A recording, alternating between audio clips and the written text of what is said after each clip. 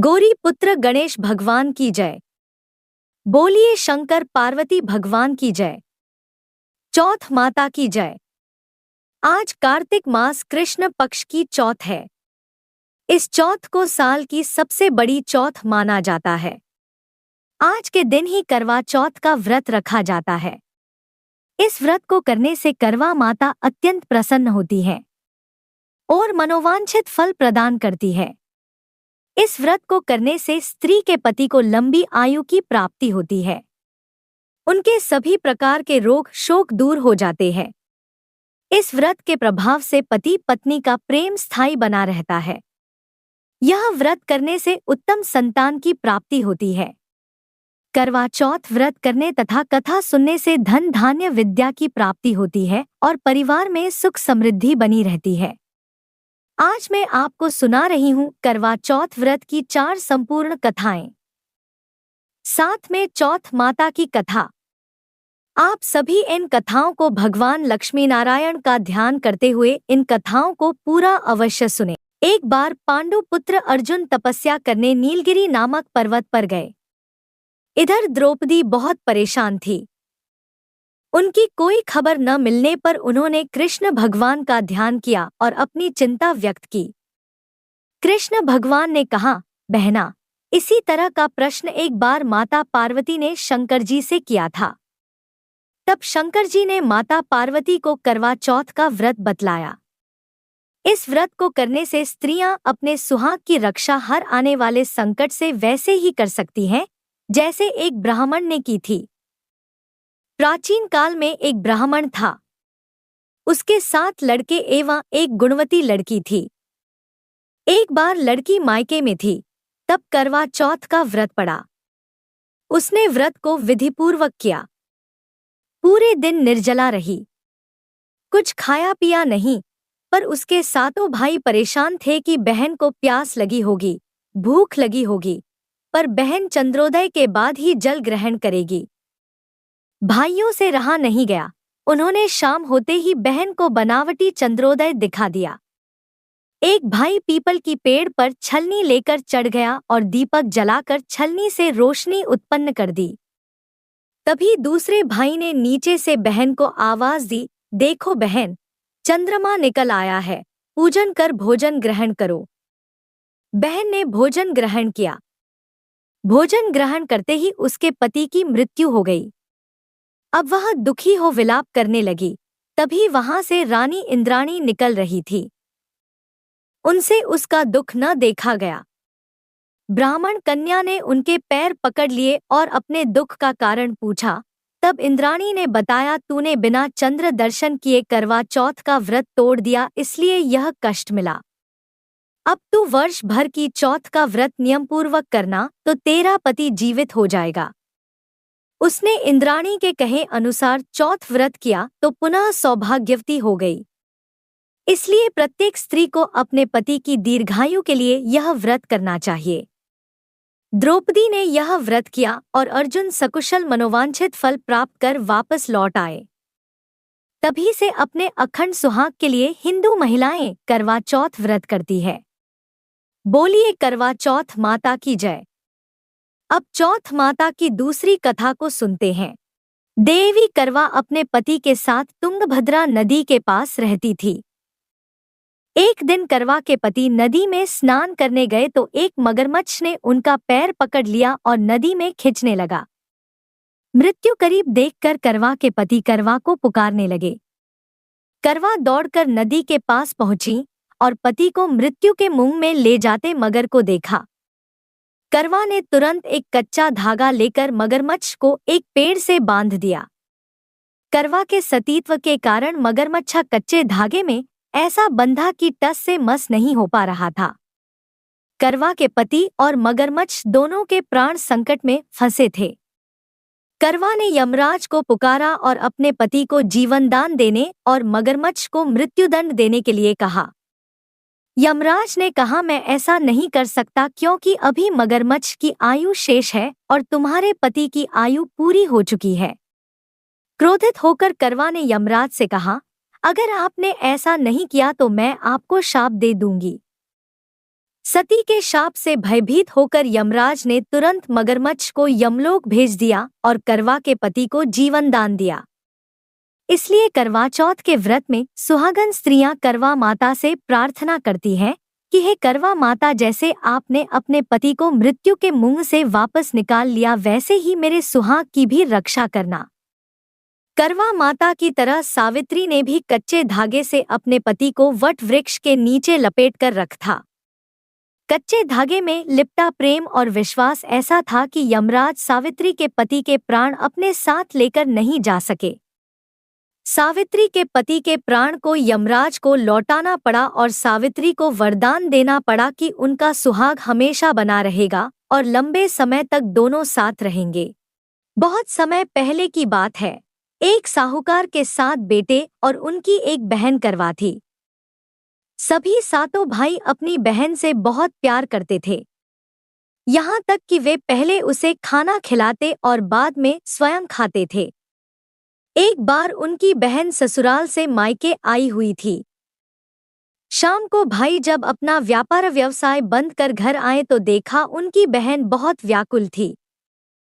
सभी भाई खाना खाने बैठे और अपनी बहन से भी खाने का आग्रह करने लगे, लेकिन बहन ने बताया कि उसका आज करवा चौथ का निर्जल व्रत है और वह खाना सिर्फ चंद्रमा को देखकर उसे अर्घ्य देकर ही खा सकती है। चूंकि चंद्रमा अभी तक नहीं निकला है, इसलिए वह भूख प्यास से व्याकुल हो उठी है। सबसे छोटे भाई को अपनी बहन की हालत देखी नहीं जाती और वह दूर पीपल के पेड़ पर एक दीपक जलाकर चलनी की ओट में रख देता है। दूर से देखने पर वह ऐसा प्रतीत होता है कि जैसे चतुर्थी का चांद उदित हो रहा हो। इसके बाद भाई अपनी बहन को बताता है कि चांद निकल आया है, तुम उसे अर्घ्य देने के बाद भोजन कर सकती हो। बहन खुशी के मारे सीढ़ियों पर चढ़कर चांद को देखती है, उसे अर्घ्य देकर खाना खाने बैठ जाती है। वह पहला टुकड़ा मुंह में डालती है तो उसे छींक आ जाती है। दूसरा टुकड़ा डालती है तो उसमें बाल निकल आता है और जैसे ही तीसरा टुकड़ा मुंह में डालने की कोशिश करती है तो उसके पति की मृत्यु का समाचार उसे मिलता है। वह बौखला जाती है। उसकी भाभी उसे सच्चाई से अवगत कराती है कि उसके साथ ऐसा क्यों हुआ। करवा चौथ का व्रत गलत तरीके से टूटने के कारण देवता उससे नाराज हो गए हैं और उन्होंने ऐसा किया है। सच्चाई जानने के बाद करवा निश्चय करती है कि वह अपने पति का अंतिम संस्कार नहीं होने देगी और अपने सतीत्व से उन्हें पुनर्जीवन दिलाकर रहेगी। वह पूरे 1 साल तक अपने पति के शव के पास बैठी रहती है, उसकी देखभाल करती है। उसके ऊपर उगने वाली सुईनुमा घास को वह एकत्रित करती जाती है। 1 साल बाद फिर करवा चौथ का दिन आता है। उसकी सभी भाभियां करवा चौथ का व्रत रखती हैं। जब भाभियां उससे आशीर्वाद लेने आती हैं, तो वह प्रत्येक भाभी से यम सुई ले लो या सुई दे दो, मुझे भी अपनी जैसी सुहागिन बना दो, ऐसा आग्रह करती है। लेकिन हर बार भाभी उसे अगली भाभी से आग्रह करने का कह चली जाती है। इस प्रकार जब 6ठे नंबर की भाभी आती है तो करवा उससे भी यही बात दोहराती है। यह भाभी उसे बताती है कि चूंकि सबसे छोटे भाई की वजह से उसका व्रत टूटा था, अतः उसकी पत्नी में ही शक्ति है कि वह तुम्हारे पति को दोबारा जीवित कर सकती है। इसलिए जब वह आए तो तुम उसे पकड़ लेना और जब तक वह तुम्हारे पति को जिंदा न कर दे, उसे नहीं छोड़ना। ऐसा कहकर वह चली जाती है। सबसे अंत में छोटी भाभी आती है। करवा उनसे भी सुहागिन बनने का आग्रह करती है, लेकिन वह टाल मटोली करने लगती है। इसे देख करवा उन्हें जोर से पकड़ लेती है और अपने सुहाग को जिंदा करने के लिए कहती है। भाभी उससे छुड़ाने के लिए नोचती है, खसोटती है, लेकिन करवा नहीं छोड़ती है। अंत में उसकी तपस्या को देख भाभी पसीज जाती है और अपनी छोटी अंगुली को चीरकर उसमें से अमृत उसके पति के मुंह में डाल देती है। करवा का पति तुरंत श्री गणेश कहता हुआ उठ बैठता है। इस प्रकार प्रभु कृपा से उसकी छोटी भाभी के माध्यम से करवा को अपना सुहाग वापस मिल जाता है। हे श्री गणेश माँ गौरी, जिस प्रकार करवा को चिर सुहागन का वरदान आपसे मिला है, वैसा ही सब सुहागिनों को मिले। बोलिए करवा चौथ माता की जय। माता पार्वती का ध्यान करके अगली पौराणिक कथा को सुनते हैं। एक सेठ सेठानी थे। उनके एक बेटा और बहू थे। बहू सबको भोजन करा के फिर स्वयं भोजन करती। एक पड़ोसन ऐसी भी थी जो रोज पूछती कि बहू आज क्या बनाया खाया है। बहू कहती ठंडो बासी। एक दिन उसके पति ने ऐसा सुनकर विचार किया कि आज तो पकवान बनाए जाएं, फिर देखें कि मेरी पत्नी क्या कहती है। उसने तरह तरह के पकवान बनवाए और घर के सभी लोगों ने एक साथ बैठकर भोजन किया। आज भी पड़ोसन ने पूछा तो बहू ने कहा ठंडो बासी। सेठ के लड़के ने सोचा हो न हो कोई बात अवश्य है जिससे कि मेरी पत्नी ऐसा कहती है। उसने पत्नी से पूछा तुम रोज ठंडो बासी खाया ऐसा क्यों कहती हो, जबकि अपन सबने एक साथ बैठकर कई तरह के पकवान खाए। उसकी पत्नी बोली अपन जो खा रहे हैं वह बाप बूढ़ों की कमाई है। जिस दिन आप कमा कर लाओगे उस दिन मैं समझूंगी कि ताजा भोजन कर रहे हैं। अब एक दिन लड़के ने माँ से कहा मैं एक बड़े शहर में कमाई करने जा रहा हूँ। माँ बोली बेटा अपने पास इतना धन है कि खाया नहीं खुटेगा। माँ के मना करने पर भी बेटे ने स्वयं कमाने का दृढ़ निश्चय कर लिया और जाते समय पत्नी से कहा मैं जब तक कमाकर बहुत सा धन लेकर न आऊं तुम चूल्हे की आग मत बुझने देना। एक दिन चूल्हे की आग बुझ गई तो वह मन ही मन घबराने लगी, कहीं मेरे पति पर संकट तो नहीं आन पड़ा। जल्दी से पड़ोस में से आग लाकर चूल्हे में रख दूं, ऐसा विचार करके पड़ोस में गई। वहां पड़ोसन चौथ माता का व्रत पूजन कर रही थी। पड़ोसन ने कहा थोड़ी देर में आकर ले जाना। बहू ने पड़ोसन से पूछा आप यह व्रत क्यों करती हैं? इससे क्या मिलता है? पड़ोसन ने कहा चौथ माता के इस व्रत को करने से अन्नलक्ष्मी मिले और अपनी मनोकामना पूरी हो। अब बहू भी चौथ माता का व्रत करने लगी। दीवार पर चौथ माता बनाई। उस दिन घी गुड़ का चूरमा बनाकर रात्रि को चंद्रमा को अर्घ्य देकर भोजन करती। ऐसा करते करते बहुत दिन हो गए।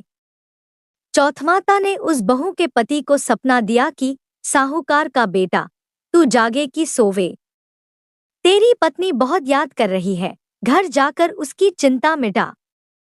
तू दुकान खोलकर कंकु केशर का पगलिया बना के बैठ जाना। आज तेरा हिसाब किताब चुकता हो जाएगा। अब तो चौथ माता ने जैसा कहा था वैसा ही हुआ। उसने घर जाने की तैयारी की और गाड़ी भर के धनदौलत लेकर चल दिया। रास्ते में एक बड़ा सा काला नाग फल फैलाए बैठ गया और कहने गला आज तो मैं तुझे डसूंगा, छोड़ूंगा नहीं। आज तेरी आयु पूरी हो गई है। सेठ ने लड़के से कहा आज चौथ माता ने मुझे सपना दिया तो मैं पत्नी से मिलने घर जा रहा हूँ। वहां मेरी पत्नी बहुत चिंता कर रही है। मैं उससे मिलकर जरूर आऊंगा, तब तुम मुझे डस लेना। नाग ने कहा तुम शब्दपूर्वक कहकर जाओ तो मैं तुम्हें जाने दूंगा, परंतु लौटकर नहीं आए तो तुम्हारे घर आकर मैं तुम्हें डस लूंगा। इस प्रकार सर्प को वचन देकर वह अपने घर पहुंचा। वहां सभी से हंसी खुशी से मिला और भोजन करने उदास होकर बैठ गया। उसकी पत्नी ने उदास होने का कारण पूछा तो पति ने काले नाग वाली बात बताते हुए कहा यदि मैं उसके पास नहीं जाऊंगा तो वह घर आकर ही मुझे डस लेगा। पत्नी बहुत चतुर थी। उसने कहा कि आप घबराओ नहीं, लेट जाओ, मैं एक उपाय करती हूँ। पत्नी ने कमरे की 7 सीढ़ी धोई। पहली सीढ़ी पर रेत, दूसरी पर इत्र, तीसरी पर गुलाल फूल, चौथी पर कंकु केशर, 5वीं पर लड्डू पेड़ा, 6ठी पर गादी गलीचा और 7वीं सीढ़ी पर दूध का कटोरा भरकर रख दिए। इस प्रकार वह 7 ही सीढ़ी सजाकर बैठ गई। आधी रात होते ही नाग आकर सीढ़ी चढ़ने लगा। पहली सीढ़ी पर रेत में लौट गया और कहने लगा कि सेठ की बहू ने आराम तो बहुत दिया, पर वचनों से बंध कर आया हूँ, सो डसूंगा अवश्य ही। इसी प्रकार सातों सीढ़ियों पर नाग आराम करता हुआ और कहता हुआ कि डसूंगा जरूर, कमरे में जाने ही वाला था कि चौथ माता ने विचार किया कि मैं इसे नहीं बचाऊंगी तो संसार में धर्मक्रम और व्रत पूजन को कौन मानेगा। अब तो गणेश जी, चंद्रमा जी और चौथ माता ने उसे बचाने का विचार किया। चंद्रमा जी ने उजाला किया, चौथ माता ढाल बनी और गणेश जी ने तलवार लेकर नाग को मार दिया और ढाल से ढक दिया। अब बहू भी थकीहारी सो गई।